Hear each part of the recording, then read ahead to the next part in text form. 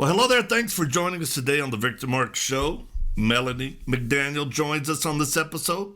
She's a Christian homeschooling mom who has, get this, adopted 4 beautiful children after becoming an empty nester.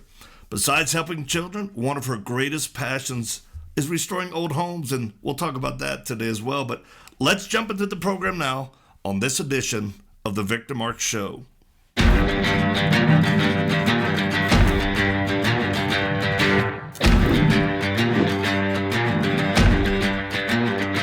All right, Melanie, thank you for being with us today. And Thank you. You're in Florida, yeah? I am, and the weather's so great. I'm sorry to the rest of America. We have all the sunshine down here right now.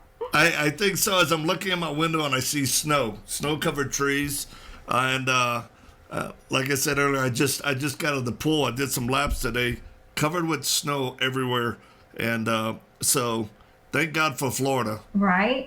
The counterbalance. Well, listen, tell us a little bit about your family. I know you're married, and tell us about your children. Oh, wow. Okay, so yes, I'm married. My husband and I have been married for 15 years. Nice. And prior to that, I had 2 daughters. So I came into the marriage with 2 daughters. He came into the marriage with a son. And So blended family. Blended family. We just sort of existed that way for many years. It was fantastic and peaceful and wonderful and all the things. And then we, after all the children were out of the house, pretty much, my 22-year-old, well, she's 22 now, my youngest daughter, she was on her way to college, and we were presented with an opportunity, I will say it that way, to adopt 4 children. And so we were headed into our empty nest years, and we went for it. My goodness. So now we have a total of 7 children, ranging in age from 20, let's see, Jonathan is actually 30, so 30 down to 8. Oh my goodness. So Melanie, y'all are empty nesters, and before I get, because I want to talk about the context of how we met through Instagram, which is an amazing story in itself, but did you, when you came into your marriage with Ray, were you married before? Were you a single mom? How was that? I was, and I can just, let me give you a little backstory really quick, and all of these things will come together a little more. So the reason I'm not sure how I fell upon All Things Possible Ministries, but one of the reasons I identified with it so well is because I grew up with a father who was a Vietnam vet and suffered from just severe PTSD. And so I grew up in a very hard, violent environment. Though my dad never physically hit me, he abused everyone around him. He shot at me, so he wouldn't hit me, but he would shoot at me, Okay. So it was a pretty wild childhood. So some of the things that, you talk about through All Things Possible, and, just even with your story, I just identify with that so well. So I grew up in that environment, and so I found myself in my early teens. I had to leave home. By the time I was 19, I was pregnant, and I chose to keep my child. But and in the midst of that, I was obviously not raised in a Christian home, but at 19, I was born again. Jesus met me on my bed as I was crying out to him, because I just did not want for my daughter what I had. And I was homeless. I'd actually had to go back to my father's house, which was just toxic. And I was desperate. And the Lord just met me there. And, I still had a lot. I had no foundation. I literally learned how to be a parent and a mother, because my mother had abandoned us when we were 7. So I just had my dad. Wow. And so I had no concept of healthy parenting. I learned how to be a mom through Focus on the Family, which, I love so much that you're a big fan of Dobson, and that, Oh my goodness. I didn't even know that until a couple of weeks ago when you posted about it. But I I would listen in the morning at 9 a.m. and then again at night at 9 p.m. on our local radio station. And that's how I learned, between the Holy Spirit just guiding me. That's how I learned how to parent and how to be a woman of God and how to walk with the Lord, because I needed the practical information that Focus on the Family provided. And I just, it's just so beautiful. I have such fond memories of just, sitting by my radio, listening and just absorbing all of that. And eventually I remarried. Bad decision. I was still just so, I just had so much. And another reason I so love your ministry is that I so easily could have been one of the girls that you have to rescue for different reasons, because I was vulnerable like that. I was just, I had, very unstable in terms of, financially unstable, just unstable in so many ways. Well, and right now there are so many girls listening to you, young ladies, women, and that's the place they're in right now. Yeah. And your witness and your testimony is proof positive that if you really call out to God, He will rescue you. He will not forsake you.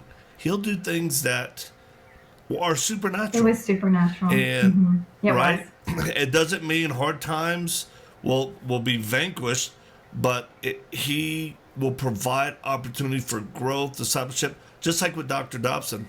And now Dr. Dobson, for a decade's been doing Family Talk, and we've been on his broadcast so many times. And for those of you who don't know, I actually worked for Dr. Dobson when he was at Focus on the Family. And he went from being a boss to a mentor to a friend. And we actually had him and Shirley out here at the Leadership Training Center shooting, because we have a range. And we taught her, my wife taught her how to shoot a pistol, and we got her a pistol. It was really, really fun. But so great. For those of you going, wow, Melanie, what is that you learned? Just go to Dr. James Dobson Institute. You can Google that, or Family Talk, and you'll be able to find a ton of resources, or just contact us here at the ministry of victormarks.com. We'll make sure you get the links and the resources you need as a single mom or a mom who just needs help parenting. Yeah. So you're talking about real life, and there's so many listening that can relate. But yet, you're living proof that, you don't have to be a statistic. Even though when we make decisions that aren't necessarily in our best interest, God redeems them. Would you say that? Absolutely, because it's true that we don't know what we don't know. And I was wholeheartedly pursuing the Lord, but I didn't have the proper mentorship and just some things that you really need. I didn't have a support system around me much, to be honest with you. And so, I made some bad decisions, and I ended up, after my first husband and I divorced, we had a daughter together. So I ended up divorced again. So I found, or not again, but oh my goodness. So single mom again. Single mom number again. 2. Yep. I was engaged to be married to my first daughter's dad. He left when I got pregnant, and that's how I ended up abandoned the first time around. Second time, Jeez. I chose to leave because it was a very dangerous relationship, and I have to walk that carefully because he has changed significantly. He knew the Lord, but during the time I had to leave for my daughter's sake. So, does it take a lot of courage to leave a relationship like that? Oh, absolutely. And to be honest with you, I was so angry with God when I finally did. I blamed him. I didn't understand why he did not save my marriage. And looking back, I see that it was not him. It was just the consequences of my decisions. I was just too immature in my faith at the time to know. But you just learn. And we typically have to blame somebody or something. And again, again, there's tons of people that get that and understand it. One of the things I tell folks is, especially when it comes times for abuse or injustice, and they're blaming God, I say, God, He didn't cause that to happen. Right. He allowed it through people's free will of choice. But what's amazing, He has the ability, the supernatural ability to redeem it. and he certainly has in you.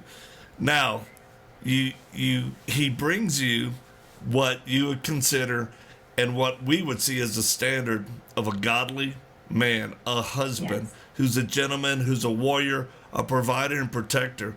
And that's what women should hold out for and expect, right? Absolutely. And not compromise. I always tell young ladies when I speak, I go, don't settle for liver, go for the steak, the filet mignon, because God does have it out there for you. What would you tell them when they're lonely?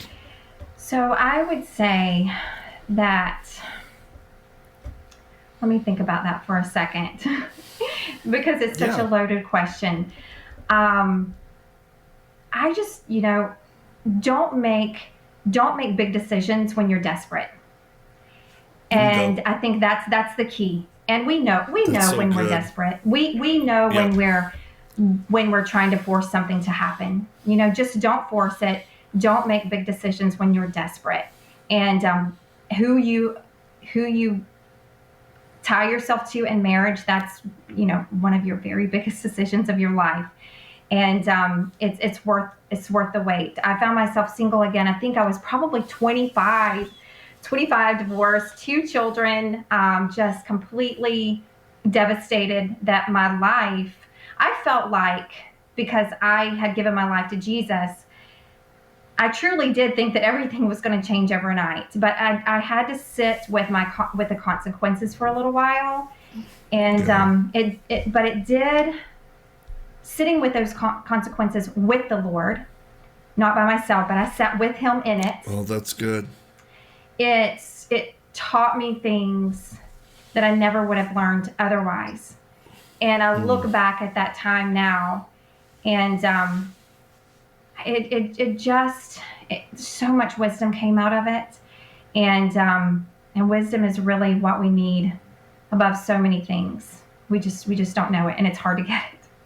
So it's, school of hard knocks sometimes. So by the time I was 27, I wasn't looking. I'd become financially stable. The Lord had shown me favor in so many ways. So life was good at 27. And then I meet my husband, and we actually dated 3 years long distance. I was not in a hurry to remarry. He had also been divorced. He was not in a hurry to be remarried. We were both angry with the Lord because we both knew him. Then, life happened, and we were angry with him because things didn't turn out the way we thought they should. And we had walked away from him. So neither one of us were, to be honest with you, walking with him at the time. But once we realized what we had between the two of us, it really pushed us closer to the Lord. Because we just couldn't believe that God had restored what had been lost. We were just in such disbelief that we'd found each other, that we just knew it had to be the Lord. And so I think that's one of the reasons why our marriage has been pretty smooth, because we did go through such hard times, and we know what it's like to be to go through a divorce and just all the hard things of a marriage where maybe the other spouse is not all in. And so it makes you appreciate the person, that God gives you a little better. So, gosh, what I hear you saying is appreciate what you have when you know it's the Lord, right? See it. But then also be patient in love and don't give up. If you're single right now, if you've gone through a divorce, you're not second fiddle. You're not used. You're not damaged. You're a gift. You're beautiful. God has something for you. Trust him. Let him hold your heart. Let him redeem and restore. I love that word, restore. Well, we'll fast forward, because this is really one of the things that so engaged me in Instagram with you one night as I'm scrolling through our accounts and looking at messages and whatnot. And we actually, I think last month we had 52 million impressions on our social media. Sometimes we get up to 10,000 comments a day. But yet the team that I have in ministry working with me, I'm still all involved. Me and my wife are still involved. And I came across your video, and you were, I love how you started it. You're in your car with your video, and you go, okay, I normally don't even do this, but I'm going to try. And you did one video, and then you did a second one because, like, time ran out. You're like, okay, I need to finish this. And I was like, look at the genuineness of this, which we love, real, genuine believers, right? But really, Melanie, what caught me as I looked at your Instagram account and saw your marriage and your commitment to Christ, y'all actually adopted 4 children from the inner city. We did. As empty nesters. We did. That is not normal. That's insane, even in the Christian church. But yet, we've been working with troubled kids, incarcerated kids, abused kids for 2 decades, and we tell the church that is the only answer. Mm-hmm. That is the only answer to this widespread problem of losing our children, right, into the system. And the system is broken because it's not God ordained. Mm-hmm. And it really requires courageous, selfless Christians to step in that gap when they hear the Lord and understand this is going to change our life. This won't be easy. This isn't, movie material. This can get really rough. But if God calls you to it, He'll empower you and give you the grace to do it. So tell us about that. How did that happen? Well, I can tell you it definitely was not part of the plan. Yes. I had been a mom since I was 20.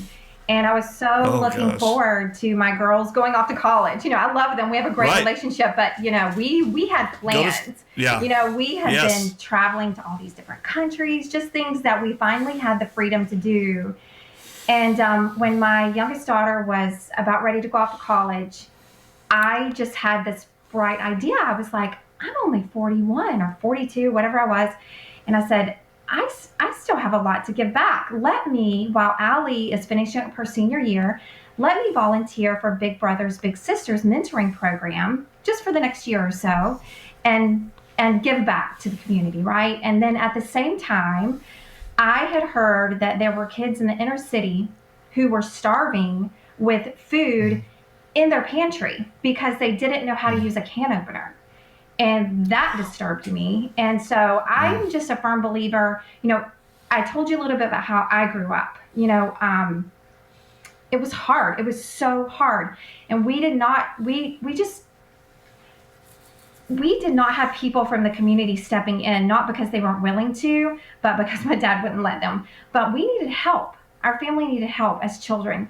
And so I always try to just be available and notice. And one of the things I love about your ministry is that your motto is, let me see if I get this right, identify, interrupt, and restore. Yes. And that resonated with me when I found All Things Possible, because I'm just like, yes, like this is the answer. So my plan while I was volunteering was just to kind of do these 2 things simultaneously. I started a little ministry where I went into the inner city at this one particular community center, and I would teach middle school girls basic cooking and kitchen skills. Wow. So life skills. The basics. I mean, just thinking about, a little girl not knowing how to use can openers, and they did not. When I took the can opener in there, I just bought a bunch at the dollar store, took them in. These girls had no idea what they were doing, and they were 12 years old. Amazing. And so my little sister that I was paired with, her name was Genesis. She was 10. She was wild. I won't get into all the details of how she's wild because she really wants to listen to this show. But hello, Genesis. Genesis is wonderful, but Genesis was extremely high risk. And her family had gang ties. She was extremely disruptive in school. She was failing. When she was even there, it was, she was showing up with bruises and cuts and lots of things. So they paired me with Jen, and she, just the way the Lord does it, she happened to live across the street. You could almost see her building in the projects from the community center where he placed me to teach the classes. So I would drive Genesis and her siblings home each day after school from the community center. And it would give me the opportunity to get to know Mom, who would not, she was not involved in the school. She was very secretive and quiet. And I think she liked having the relief of me, maybe taking the kids to lunch once a week or something like that. And eventually she became more and more dependent on me, and she let me take them to doctor's appointments and different things like that, things that they just needed, just some of the basics. And that relationship continued for about a year to a year and a half. And which is a long time in that environment. It was a long year and a half. People don't understand how long that is. Yeah, I mean in high-risk situations. Oh, I mean, just the things that we went through. I will just share one thing to give you an idea of what it was like. Mom went missing with the kids for about 25 days, but she left Genesis with me. And Genesis was maybe 11 or 12 at the time, and Genesis was very worried about her siblings and her mom. No one knew where she was. No one in her family. I just checked with, the ones that I knew. So I got involved. I just started asking questions of people at the school, and eventually we found a teacher that was also involved in the inner city. And my children are Puerto Rican. Their mom was Puerto Rican. And so involved in the Hispanic community. And I was able to track Mom down. It turns out that she was being trafficked. She was staying in a home. She was being trafficked. The police, they just were not doing anything. They just were not taking it seriously. And so I just went myself. And I don't recommend this. I went with the Holy Spirit. And normally, because I'm licensed to carry, I grew up with guns, so I'm Southern. It's not a big deal for me. That particular day, I chose to leave it at home and take the Holy Spirit alone. And I went toe to toe with a trafficker.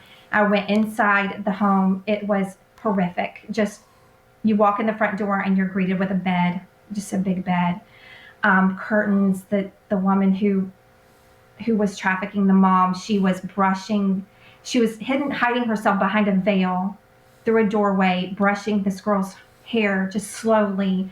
It was like something in a movie. It was a crucifix on the wall. I mean, it was evil. It was straight evil, just beds everywhere. It was horrific. Mom comes downstairs, and I think the only reason this woman let me in is because she saw this very white, blonde woman roll up in her white Range Rover, and she was probably thinking this woman has to be out of her mind, and something's bad. Let's find out what she's on. Something's bad wrong here if she's got the audacity to knock on my door and tell me that she's taking someone from me. One of my girls. Yeah. Yeah. Wow. And I did. The mom was very reluctant to tell me what was going on when I got there. And I